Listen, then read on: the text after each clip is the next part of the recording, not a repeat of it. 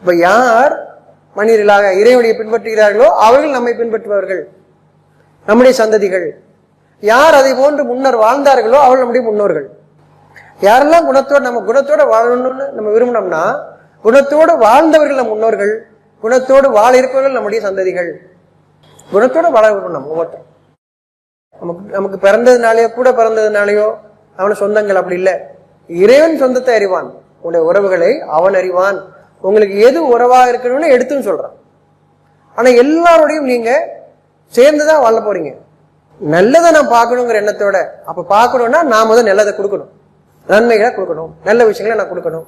அதுக்கு என்னுடைய நேரத்தை நான் செலவழிச்சுட்டு, நன்மைகளை நான் தெரிஞ்சாத்தானே நல்லது செய்ய முடியும். அதுக்கு தான் வேதம் கொடுத்துரும். அதுக்கு தான் வேதம். வேதம் உங்களை என்னை பிரிக்கிறதுக்காக இல்லை, வேதம் நம்மளை சேர்த்து வைக்கிறதுக்காக. வேதம் உங்களோட சேர்த்து வைக்கிறது, வேதம் உங்களை சேர்த்து வைக்கிறது.